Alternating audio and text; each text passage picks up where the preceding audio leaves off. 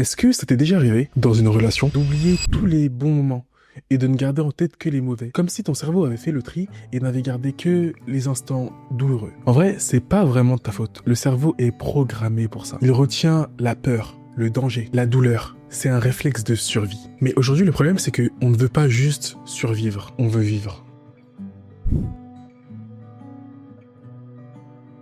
Le truc, c'est que beaucoup de personnes pensent que être positif, c'est être naïf. C'est sourire alors qu'on souffre à l'intérieur. Alors que pas du tout. Pas du tout. Être positif, c'est pas ignorer la douleur.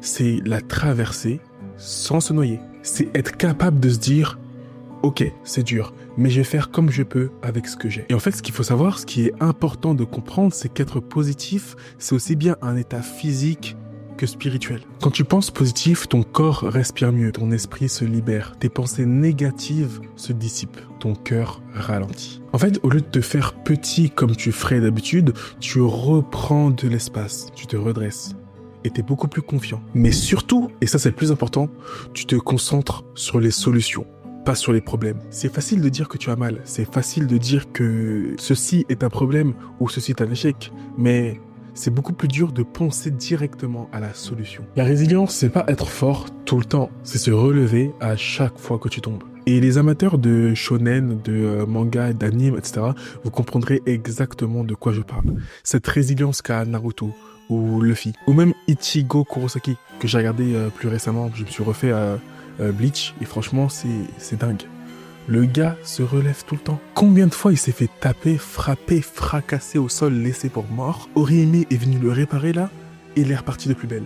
Ça, c'est de la résilience. Il n'est pas là pour savoir qui est le plus fort. Il se relève à chaque fois parce qu'il a un objectif à atteindre. Donc à la question, comment garder un mindset toujours positif? Eh bien, commence par célébrer toutes les victoires, aussi petites soient-elles.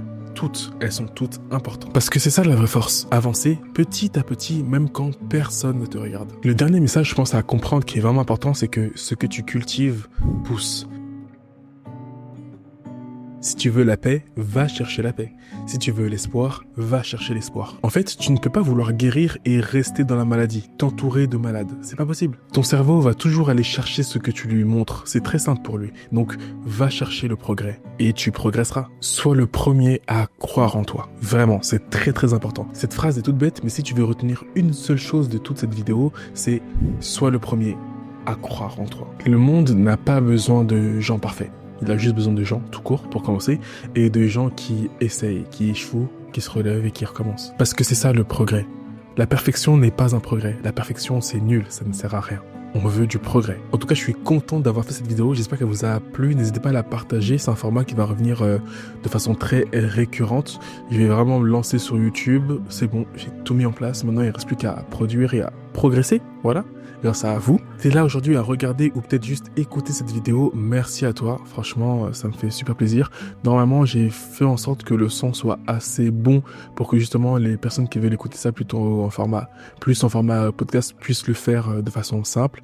Peut-être qu'un jour, je me lancerai sur le podcast. Ça peut être aussi bien. J'aime bien en parler.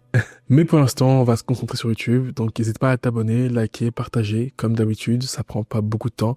Et n'hésite pas à me faire des retours en commentaire aussi. Sur des choses à améliorer, sur des sujets à traiter, sur des façons de faire. En tout cas, je suis preneur. On est dans la bienveillance. Ici, il n'y a pas de souci. Ciao.